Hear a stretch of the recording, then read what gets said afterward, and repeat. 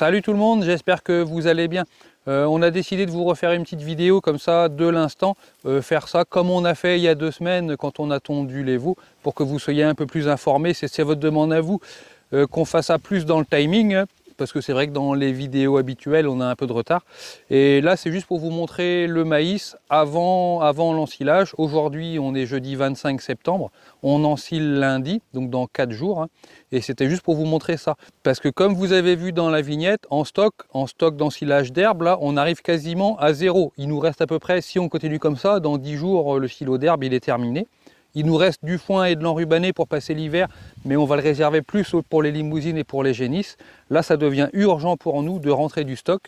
Donc, il y a presque 14 hectares d'ensilage à faire lundi. Et puis, forcément, je me suis mis dans le joli maïs. Après, on va vous faire des images en drone, vous verrez qu'il n'est pas si beau partout. Ici, c'est le plus joli. On l'estime à 14-16 tonnes de matière sèche hectare, mais dans le reste de la parcelle, il ne fait pas 10 tonnes et il fait même pitié par endroit. Et c'est vraiment au bord de la route. D'avoir mis du maïs là dans des parcelles qu'on ne connaissait pas, comme c'est quand on est encore en première année, on découvre un peu nos parcelles, et ça nous permet de nous rendre compte de l'état des parcelles, de se dire que là où le maïs il est très beau cette année, on pourra se permettre de refaire des cultures. Genre ici à ma place, là on va remettre des céréales dès l'ensilage fini.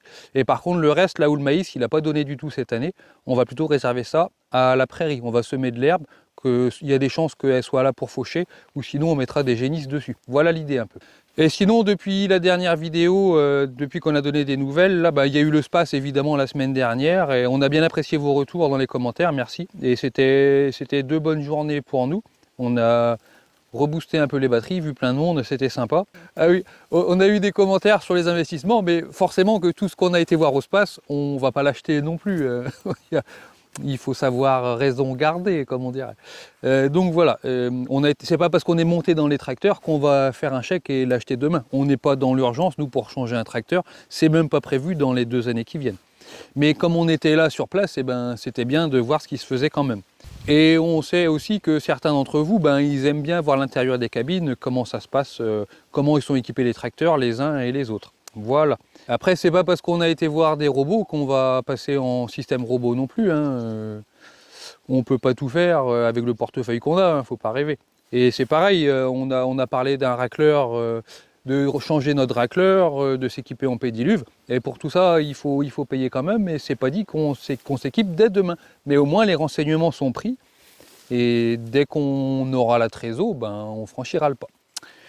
Voilà, voilà. Depuis 2 semaines, il s'est pas passé grand-chose sinon sur la ferme, sinon que les broutards, les veaux que vous avez vu Elodie tondre dans la vidéo précédente, tous les mâles ont été vendus depuis. Il nous reste juste 2 femelles à vendre dans ce lot-là, et ça va aller. Safran est réservé également, il va nous quitter d'ici 3 semaines, vers la mi-octobre à peu près. Les derniers veaux laitiers qu'on a vendus se sont très bien vendus, à peu près 350 € chaque. Ça fait du bien pour la trésor aussi. Ça paye mieux que le lait. Et puis voilà, on était au téléphone avec la banque ce midi, parce qu'on faisait un peu le bilan de l'année, comme on arrive bientôt à la clôture du premier résultat comptable. Et c'est vrai que, comme on disait, on n'a pas été gâtés pour la première année. Entre l'hiver très pluvieux qui a ruiné nos céréales, le printemps froid, il n'y a pas eu d'herbe. Après, dès le mois de juin, c'était la sécheresse. En gros, nos vaches, elles ont pâturé 2 mois. Ensuite, on a pris la grêle. Et la parcelle derrière moi a été grêlée. Et il manque des pieds de maïs, mais pour le reste, ça s'est pas trop mal relevé. Donc la grêle, on a eu 2 toitures du coup d'abîmées. Et il y aura ça à payer aussi, refaire les toitures là. Et pour finir, la cerise sur le gâteau, c'était la FCO là, entre juillet et août. Donc on aura dérouillé cette année, on a été mis à l'épreuve, mais malgré ça, on termine l'année quand même. Et sans doute forcément moins bonne que celle qu'on espérait. Et c'est là qu'il va falloir pas se planter à l'avenir. Et si on avait su pour la météo que ça se passerait comme ça, on aurait sans doute travaillé différemment, on aurait avancé nos fauches de printemps sans doute, et peut-être pas sorti l'autochargeuse aussi vite. Ça devient important là, ces questions de météo là, et il y a de plus en plus d'applis qui sortent pour les prévisions météo, des radars. Nous, pour vous dire, on utilise surtout 2 sites de météo, c'est Météo Ciel et de plus en plus Plein Champ.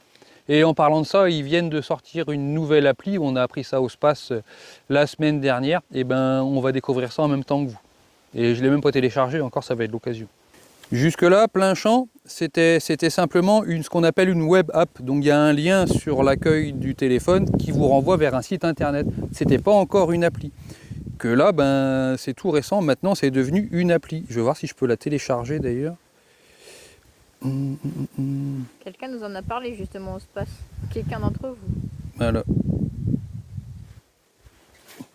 Bon, en espérant qu'il y ait un peu de réseau en ce moment, c'est quand même la Mayenne ici, hein, c'est pas... Ouais, si, ça avance. On a vu justement quelqu'un la semaine dernière qui nous parlait de ça, de cette appli-là, et qui disait, ben là actuellement c'est nul parce que tu tournes ton téléphone, l'écran il tourne dans tous les sens et gna gna gna gna. Et c'est là en parlant, on lui a dit, ben écoute, il y a l'appli qui sort, je pense que tu seras beaucoup moins embêté à l'avenir. Donc 2 jours plus tard, l'appli est téléchargée. non, je déconne, ça n'a pas duré longtemps. Autorisé pour les notifications, oui. Hop. Tu te souviens de ton mot de passe? Je sais pas. Donc, tout le monde a accès, tout public a accès à l'appli Plein Champ. Même si vous n'êtes pas client, Crédit Agricole. Et pour faire plus simple, je vais appeler CA, le Crédit Agricole. Sinon, c'est long. Mais quand vous n'êtes pas client CA, vous avez la météo que sur 5 jours. Et que si vous êtes client CA, vous avez accès à la météo à 10 jours. Et à 15 jours, pardon. Et il faut se dire que même si des fois à 48 heures la météo elle n'est pas très fiable, mais des fois ça vous avance de connaître les tendances à 15 jours. Et surtout que là en plus il y a le radar. Et bien je découvre l'appli en même temps que vous, hein, donc je vais regarder où c'est qu'il est le radar là-dedans. Ah bah en fait c'est marqué là. Il suffit de lire, c'est marqué radar en bas là. Ouh, waouh! Bah, du coup on est géolocalisé là, vous allez savoir où on se trouve en ce moment. Là. Et ben il n'y a pas un nuage à la ronde. Vous êtes ici. Et ah bah si, il y a un nuage qui passe là. Je sais pas si vous le voyez.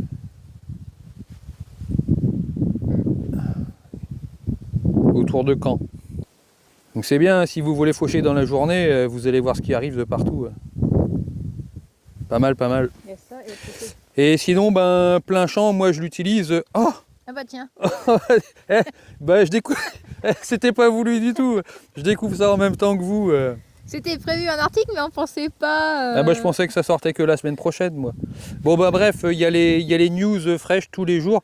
Et ben c'est ciblé agricole, hein, c'est vraiment des articles pour nous. Et ils sont plutôt bien faits, ils sont plutôt creusés et bien travaillés. Moi je les regarde régulièrement, bah, quand ça m'intéresse forcément. Comme là il y a DNC. DNC c'est bien, désherbage électrique, et ben ça m'intéresse aussi. Voilà, et toutes les actus vous les avez comme ça. Et vous avez aussi toutes les cotations agricoles, les tendances des marchés céréales, soja et les marchés des bovins aussi. Nous quand on met des animaux à vendre, et ben de plus en plus on essaye de les vendre en direct, et ben on regarde les cotations des animaux, combien ça coûte le broutard au kilo, combien ça coûte les vaches au kilo. Voilà, ah bah c'est bien, bah, je vais regarder l'article. Bon alors c'est pas pour faire de la pub, hein, mais même l'article sur nous, il est plutôt bien fait. On va le partager, on va peut-être mettre un lien en description. Hein. Bien. Merci Plein Champ. Il y a des bons trucs. Voilà, voilà. Et pour dire que ben souvent, moi j'utilise 2 sites météo pour être sûr de la météo. Comme là pour lundi, et ben on a regardé à la météo avant de caler notre date d'ensilage aussi. Hein. Et on sait que lundi, là, il n'y a pas d'autre prévu, ça va bien se passer. Et les parcelles sont déjà sèches. Il y a 0,3 mm d'annoncé dimanche. Et ben on va enfiler dans des bonnes conditions. Bon, du coup, moi j'ai l'appli Plein Champ sur mon téléphone avec la météo à 15 jours. Par contre, ceux qui ont iPhone, je suis désolé, vous l'avez pas. Ça sort, c'est en préparation. Ça sort, allez, pour mi-octobre, je crois que ce sera prêt pour vous. Ils sont en attente d'autorisation. Avec Apple, c'est un peu plus compliqué, je crois. Mais ça vient très vite. Donc Android, allez-y tout de suite, téléchargez l'appli Plein Champ, ça marche. Et pour Apple, eh ben, allez, 3 semaines et puis ce sera bon, quoi. Peut-être moins, peut-être moins. Hello, prend le drone. Vous faites un tour du champ de maïs, comme ça vous verrez en vrai celui qui est beau, celui qui est pas beau. Et nous en même temps on va se rendre compte des dégâts de sanglier parce qu'il y en a plus qu'on pense, je crois. Et en faisant le tour du champ on s'en rend pas compte, il faut voir ça du dessus. Et peut-être aller voir aussi. On fait un petit tour dans le champ et je vous montre quelques poupées. Putain de sanglier de merde là, bordel. Elodie elle a peur des sangliers. Par contre ça rafraîchit. Hein. Voilà, ça nous plaît pas trop. Hein. Il y a du blaireau, il y a du sanglier. Eh ben, il aura eu un seul désherbage, hein, un seul binage Fin juin, c'est tout. Hein. Il est, bah, c'est vrai qu'il n'est pas très propre, mais on est au bord du champ. Ouais. Aussi, en fait, il est sale un peu partout. On verra, ce sera plus facile de se rendre compte quand il sera ensilé. Ce qui reste comme vert en dessous. Mais les poupées, malgré l'année sèche, elles sont pas trop mal. Et là, c'est une petite encore. Ça, c'est pas mal. On a rarement eu, même en Bretagne, hein, on a rarement eu des épis aussi gros. Après, je vous le répète, on est dans la belle partie du champ. On peut aller voir. Et ça, c'est extra. Donc, j'ai compté. Ce matin, même avec Nicolas. Avec Nicolas de chez Rebourg. Salut Nicolas. Donc, 16 grains en circonférence. Je crois qu'il a été jusqu'à 18. Et 32. Ouais, ben, l'épi que je lui ai montré, ça équivalait à 18 tonnes de matière sèche de rendement. Quoi. Un truc qu'on n'a jamais fait. Mais 18 autour, c'est ça, il comptait autour 18. Bah, il compte le nombre de grains sur l'épi en fait, donc il compte la circonférence et le nombre de rangées de grains dans ce sens-là. Ça vous donne un poids à l'hectare de grains, seulement 2 grains, et vous le multipliez par 2, ça vous donne le tonnage en matière sèche de la plante plus le grain. Donc l'épi qu'on lui a donné par exemple, ça faisait 10 tonnes matière sèche de grains. Et ben ça veut dire que s'il n'y avait eu que des plants comme ça, on aurait fait presque 20 tonnes de matière sèche de rendement sur la parcelle. Quoi. Et on sait qu'on ne le fera pas. Ben non, parce que c'est homogène. Hein. Ah, j'ai cru que c'était une grosse bête qui courait derrière. Mais non, c'est une machine plus loin. On va se faire courser par les sangliers. Et dernière chose, ah merde, je sais plus ce que je voulais dire là. Ouais, en matière sèche, on sera pas mal. Hein. Là où le maïs est monté très haut, il est encore très vert. Les feuilles du bas, elles n'ont même pas commencé à faner. Et par contre, là où le maïs n'est pas monté, il est sec. Donc on va commencer par ensiler le maïs sec. Et par-dessus, on va mettre le vert. Et si jamais il y a des jus qui coulent, ça sera capté par le maïs sec. Et ben ouais, j'avais quelque chose à dire, mais je sais plus. Et ouais, comme on n'a pas beaucoup de stock cette année, et que le maïs, il est plutôt réussi, parce qu'on a rarement autant de grains dans le maïs, on veut mettre toutes les chances de notre côté. On va faire comme on a déjà fait quelques années précédemment, c'est qu'on rachète du conservateur pour mettre dessus. Parce qu'on se dit c'est dommage d'avoir un si beau maïs et d'en perdre si le tas il s'échauffe, s'il n'est pas assez bien tassé, s'il n'est pas assez bien couvert, si on n'avance pas assez vite dedans non plus. Parce que là on a encore de l'herbe à la pâture, donc on ne va pas avancer vite dans le tas. On met toutes les chances de notre côté. On met du conservateur et on va préserver toute la richesse de ce maïs-là. Et à suivre, dès qu'on aura rentré ce maïs-là la semaine prochaine, la semaine suivante, il y a le sommet de l'élevage. La semaine d'après, donc dans 15 jours maintenant, on repart pour un ensilage d'herbe aussi. Il y a presque 40 hectares à couper. Il n'y a pas un gros rendement, mais c'est de l'herbe de très bonne valeur. Et même les vaches, en ce moment, on leur met beaucoup moins à bouffer. On a diminué la ration à l'auge de moitié parce qu'elles ont un peu d'herbe au pâturage. Et on est en train de refaire un tour de paddock. Ça remonte en lait et surtout ça fait du taux. On a gagné 3 points en TP par exemple là en 3 semaines. L'herbe, elle est aussi bonne que l'herbe du printemps. Et d'ailleurs l'herbe de printemps, on n'en a pas eu cette année parce que le printemps était froid. Maintenant on a un vrai printemps dans les champs et on en profite. Et c'était un peu inespéré cette repousse là d'automne, mais les cédants quand on a repris ici nous avaient prévenu que parfois les automnes ils étaient très bons et que ça valait un printemps. Et là on y est, on est dans le printemps d'automne, mais les vaches elles adorent ça et ça fait du bien au moral. Parce que dites-vous bien que sans ça, sans l'herbe qui pousse maintenant, on ne passait pas l'hiver avec nos vaches. Il aurait fallu vendre 20 ou 30 vaches pour passer l'hiver et vivre sur nos stocks. Il y a aussi une chose, le fait qu'on ait zéro stock, c'est parce qu'on a fait le choix de ne pas ressortir l'autochargeuse depuis le mois d'août. On s'est dit, l'herbe qui repousse là, on va essayer d'en faire de l'ensilage et de faire du stock pour l'hiver. Je vais me garder là juste 10 hectares d'herbe sur pied pour l'autochargeuse, parce que quand le tas de maïs va être bâché et le tas d'herbe va être bâché, faut se dire que pendant 2 à 3 semaines, on essaye de ne pas y toucher pour que ça descende bien en pH et que ça se conserve bien.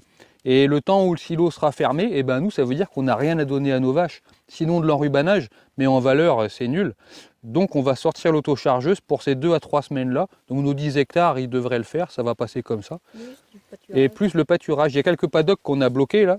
Et qu'on a laissé l'herbe pousser depuis un mois maintenant, 1 mois et demi pour les plus vieux.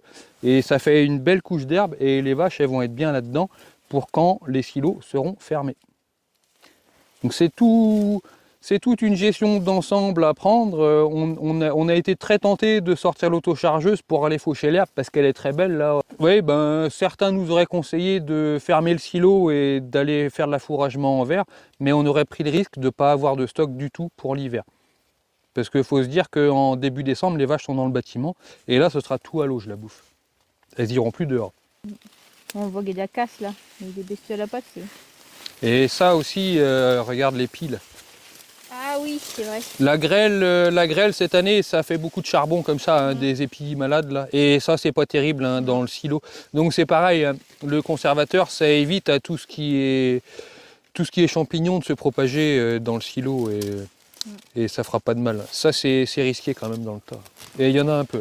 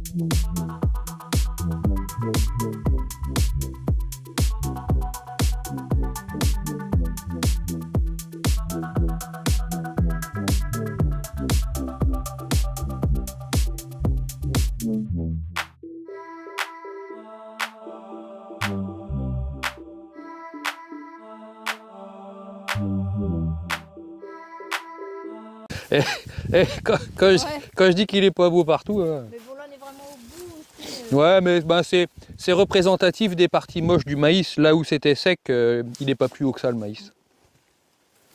Et là, c'est des poireaux, il n'y a pas d'épis dedans, il n'y a rien.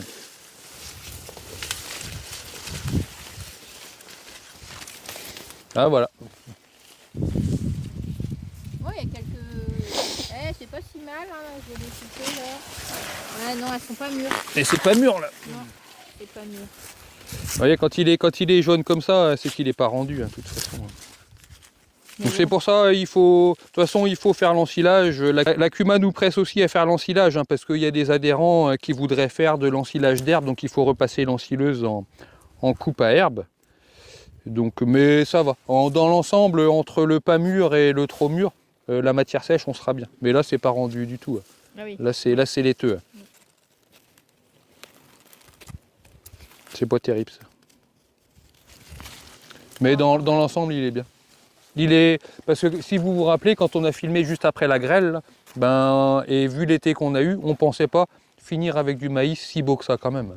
Il est pas exceptionnel, mais il est bien. Nous, pour rappel, c'est ça. Pour rappel, notre but, c'était de récolter au moins 100 tonnes de matière sèche de maïs. Donc 100 tonnes, ça fait 10 hectares à 10 tonnes de matière sèche par hectare de moyenne. Là, on est au moins à 10 tonnes de matière sèche en moyenne, mais on a 13 hectares et demi, presque 14. Donc si tout va bien, on ramasse 130 tonnes de maïs et on sera serein pour l'hiver. Et on devrait pouvoir garder notre silo de maïs jusqu'à mars, fin mars, ça peut le faire. Si on dose bien ce qu'on donne à manger tout l'hiver, on tiendra jusqu'à fin mars. C'est l'objectif. Et ce qu'on voudrait, c'est avoir un peu d'ensilage de maïs d'avance pour passer les prochains étés. Pour cette année, ça va être juste, puisque l'hiver, il commence tôt cette année, du coup. Mais à l'avenir, c'est ce qu'on aimerait faire. On aimerait bien avoir au moins, je sais pas, 4 à 5 mois de stock d'avance en cas de nouvelle sécheresse, quoi. Ça permettrait de ne pas chuter en lait parce qu'il n'y a plus d'herbe au champ. Et ça nous coûte cher cette année.